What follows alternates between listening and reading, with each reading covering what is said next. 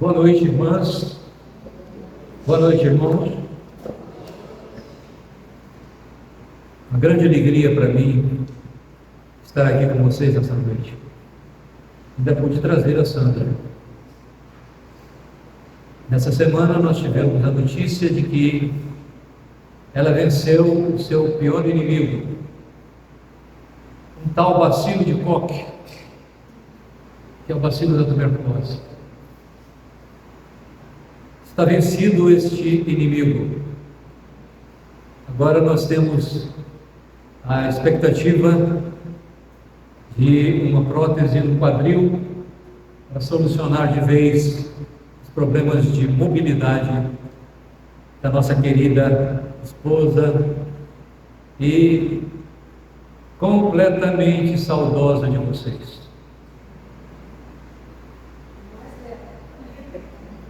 A recíproca é verdadeira?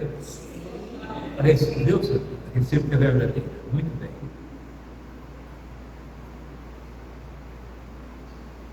Jesus Cristo, Rei do Universo. A liturgia, bem adaptada ao tema, nos lembra que este Rei do Universo é aquele que foi humilhado na cruz. Os reis, em geral, não se deixam humilhar.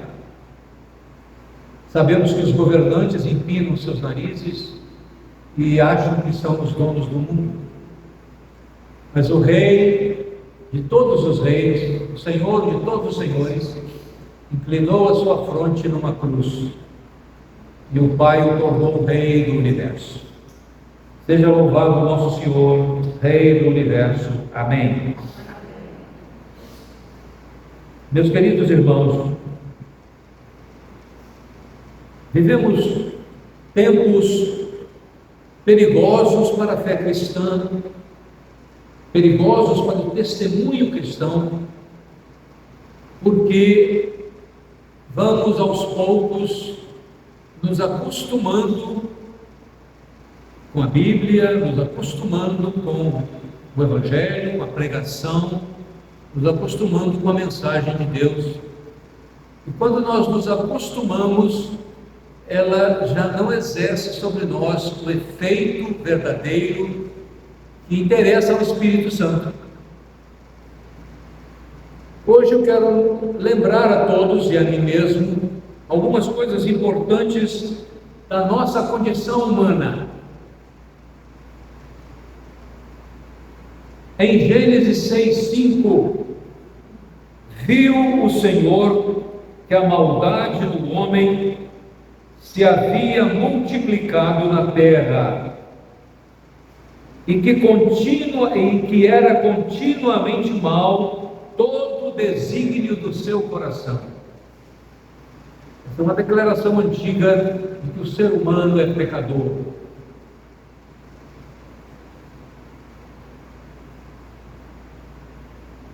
Mesmo no contexto do silogismo, se o ser humano é pecador e eu sou ser humano, logo eu sou pecador.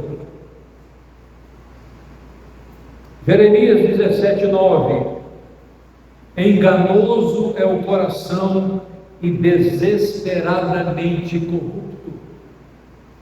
Isso vale para todo ser humano. Salmo 51:5, eu nasci na iniquidade. Romanos 3:9 e 10, judeus e não judeus estão debaixo do poder do pecado. Não há uma só pessoa que faça o que é certo.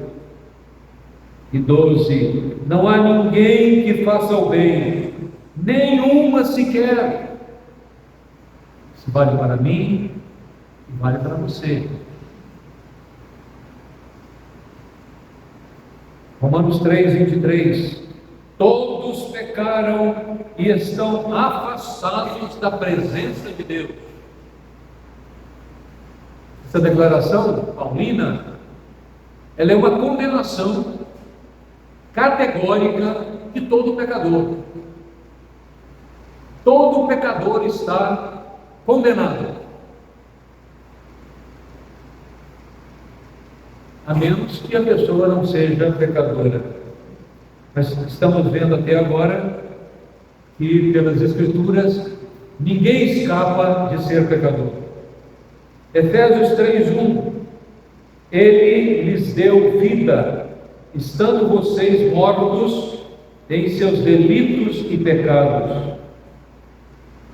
E agora eu dou um pulo em Isaías 53, que é um texto que os intérpretes afirmam com segurança ser um texto messiânico. Diz Isaías 53, em vários dos seus versos: Ele foi rejeitado e desprezado por todos, ele suportou dores e sofrimentos sem fim. Observem que, inicialmente, li textos que declaram a nossa condição humana de pecadores, que vem sendo, de certa forma, esquecido das mentes, esquecido às vezes das pregações, e as pessoas vão se acostumando com a outra ideia de que tem méritos. No entanto, era o nosso sofrimento que ele carregava.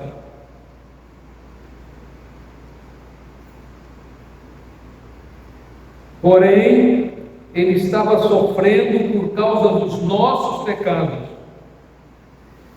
Estava sendo castigado por causa de nossas maldades. Nós somos curados pelo castigo que ele sofreu. Somos sarados pelos sofrimentos que ele recebeu. Aí no capítulo 53, ele ofereceu a sua vida como sacrifício para tirar pecados. O meu servo não tem pecado, desse que estamos falando que sofreu. O meu servo não tem pecado, mas ele sofrerá o castigo que muitos merecem, e assim os pecados dele serão perdoados. E 53:12, ele levou a culpa dos pecados de muitos e orou pedindo que eles fossem perdoados. Então, esses textos bíblicos do Antigo e Novo Testamentos trazem à nossa memória hoje a nossa condição humana. Não importa os psicologismos contemporâneos, as pregações comentadas por interesses mais mercantilistas do que de fato bíblicos e teológicos. Não interessam as formas como dizem que Deus não fará nada conosco porque Ele é muito bom. Grande perigo pensar assim.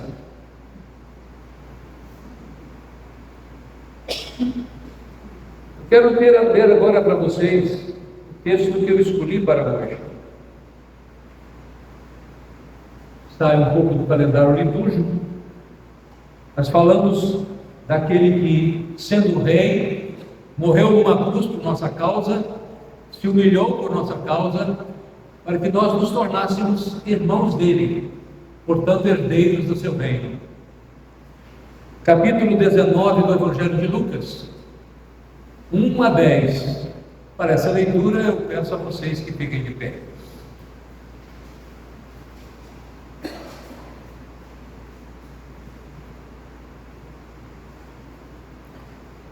Jesus está a caminho de Jerusalém, onde ele encerrará o seu ministério terreno. É importante lembrar disso. Jesus caminha na direção do Gólgota, da cruz. Jesus entrou em Jericó e estava atravessando a cidade. Morava ali um homem rico, chamado Zaqueu, que era chefe dos cobradores de impostos. Ele estava tentando ver quem era Jesus, mas não podia, por causa da multidão, pois Zaqueu era muito baixo. Então correu adiante da multidão e subiu numa figueira brava para ver Jesus, que devia passar por ali. Quando Jesus chegou àquele lugar, olhou para cima e disse a Zaqueu: Zaqueu, desça depressa, pois hoje preciso ficar na sua casa.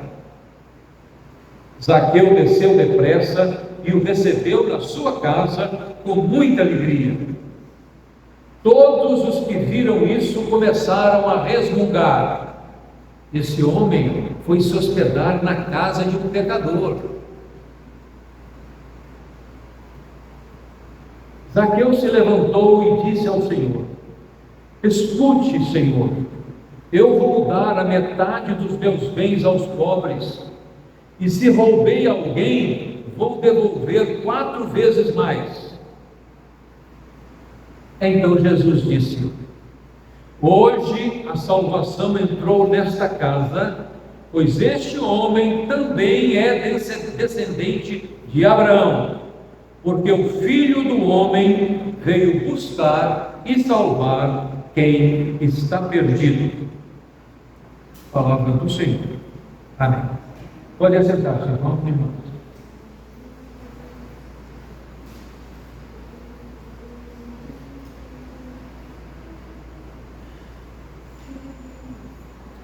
Os homens ricos não sobem árvores por multidão. Vão ser motivo de zombaria. Ou não? Não conheço muitos homens ricos, mas houve um homem muito rico aqui no Espírito Santo chamado Camilo Collor, nome da aviação de Primeira e tal. Vocês acham que Camilo Collor subiria numa árvore do meio da multidão para ver alguém passar, para ver Roberto Carlos passar, também é chamado de rei, né? O Roberto Carlos vai passar por aqui, vou subir naquela árvore ali para ver o Roberto passar.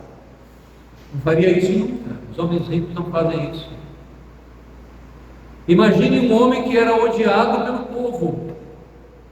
Esse foi um homem que subiu numa figueira brava para ver Jesus passar. Ele tinha algumas dificuldades de altura. Imagino as risadas, a zombaria, porque ele também era odiado.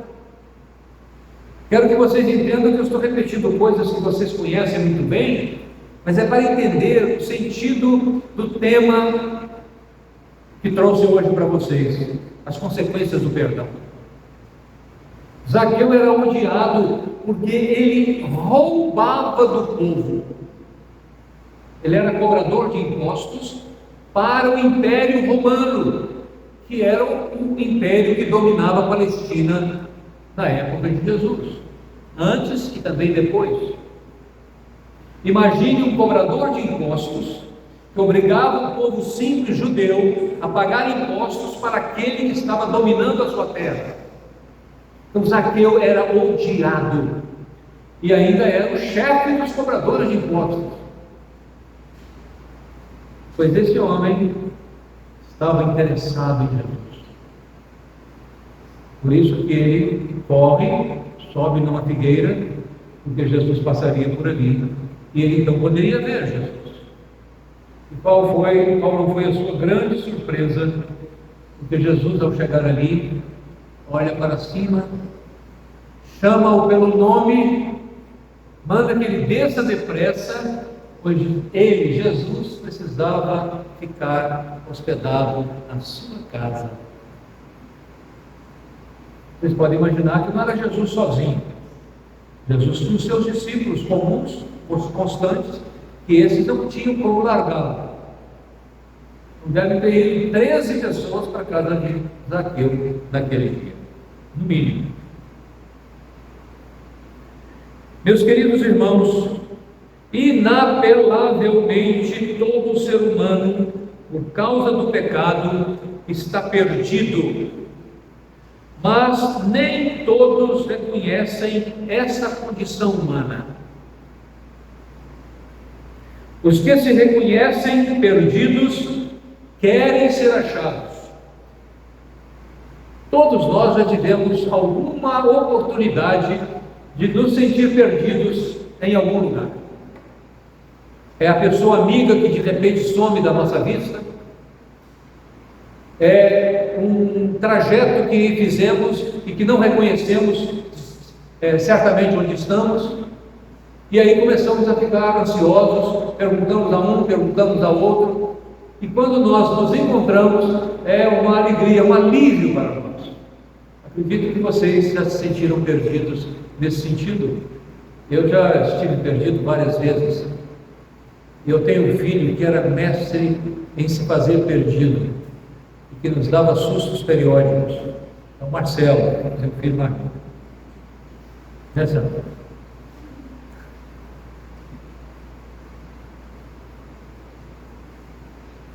Jesus termina o texto dizendo, diante das críticas que ele recebeu por estar se hospedando na casa de um pecador, notem bem, os críticos não se consideram pecadores, ou pelo menos não pecador como Zaqueu era.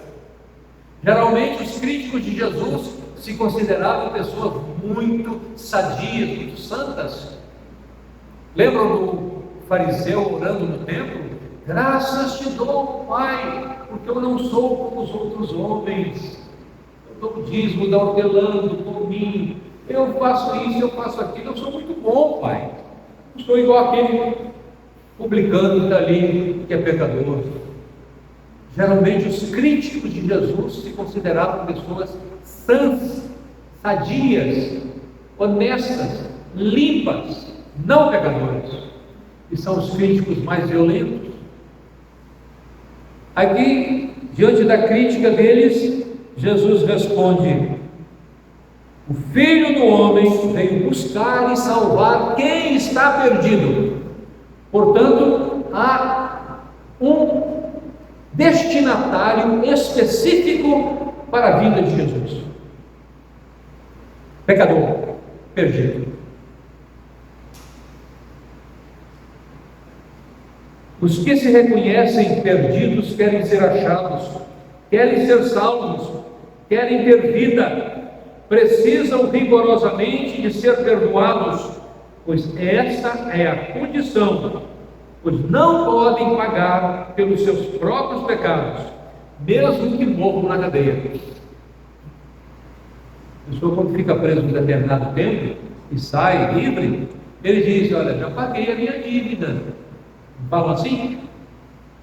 É uma forma de dizer que ele não tem mais que pagar por aqueles crimes. Mas diante do nosso Deus, o nosso pecado só tem uma saída, uma única e exclusiva saída, que nem a cadeia resolve. Quem é que pode perdoar pecados? Não é a cadeia, não é o juiz, não é a mãe que teve o seu filho assassinado pelo bandido, não é o pai, não é a esposa, não é o filho. Quem pode perdoar pecados é só Jesus Cristo. Então, se alguém cai aos pés de uma mãe e pede perdão porque matou o filho dela e a mãe perdoa, ele não está perdoado, se ele não passar por Jesus Cristo. É aí, meus irmãos, que nós temos a importância desse texto, porque Zaqueu, ao receber Jesus na sua casa, também o recebeu dentro do seu coração. E quando ele recebe Jesus, ele recebe o perdão. E é este perdão que o qualifica como seguidor de Jesus e como salvo.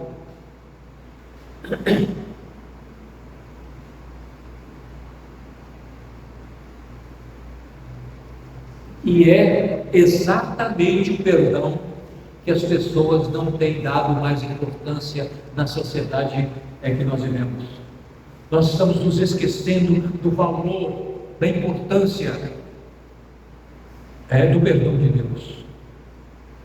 As nossas confissões, cada um sabe como faz a sua, podem ver se nós damos importância ao perdão, podem ver se nós confessamos e por que continuamos a confessar.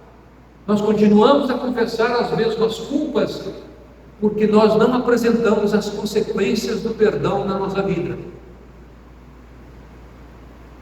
Como foi que Zaqueu demonstrou as consequências do perdão para ele?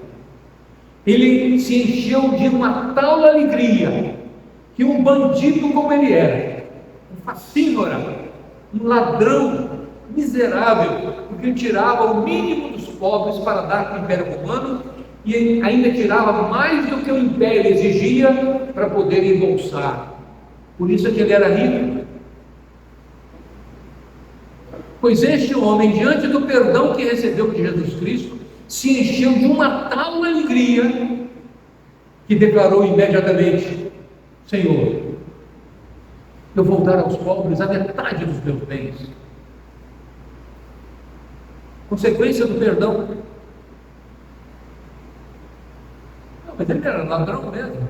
Dá a metade, ainda fica com a metade. E aí ele acrescenta: e se roubei alguém, com certeza roubou, devolvo 4 vezes mais. Certamente Zaqueu não continuou rico. E a consequência do perdão foi tão extraordinária naquele homem que provavelmente Jericó deve ter sofrido um impacto violento no dia seguinte, quando Zaqueu ia batendo as portas e devolvendo, mas não devolvendo premido por uma justiça que estaria sobre a sua cabeça, mas agradecido pelo perdão que havia recebido. Por isso, meus queridos irmãos e irmãs, nós sabemos que a origem do nosso perdão não são as nossas boas obras, não são as nossas boas intenções, não são as nossas promessas, nem mesmo as nossas confissões dominicais, que quase sempre são as mesmas, e nós continuamos a pecar e a continuar a confessar, a pecar, a continuar a confessar, saindo como se estivéssemos numa lama e a roda do carro roda e não sai do lugar. É preciso, queridos irmãos, que adquiramos com rapidez e profundidade toda a beleza do perdão de Deus, que revoluciona de verdade a nossa vida,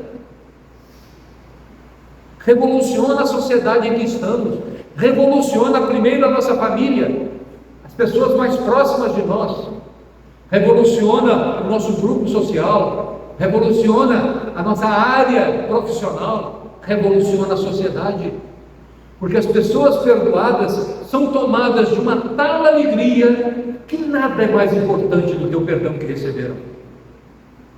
As consequências é uma vida feliz de verdade, uma vida plena, uma vida que sabe também perdoar.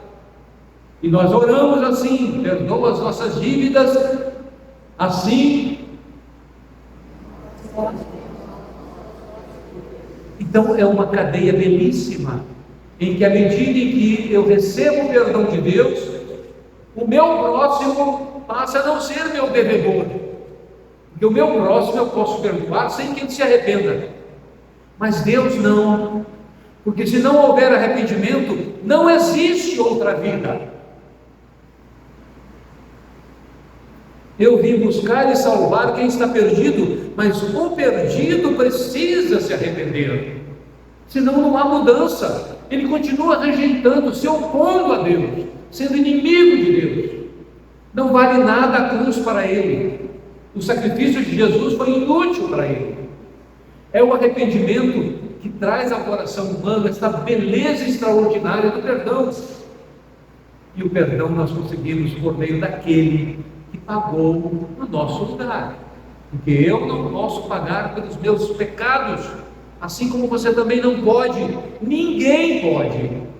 Por isso Jesus comprou a nossa dívida e a cravou no Calvário.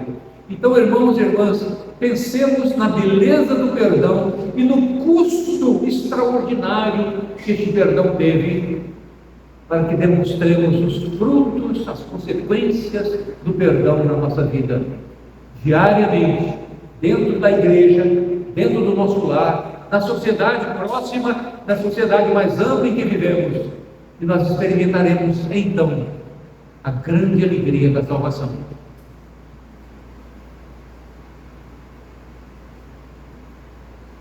Que Deus, na nossa vida, nos alegre sobremaneira com essa compreensão profunda da grande bênção do perdão de Deus para nós.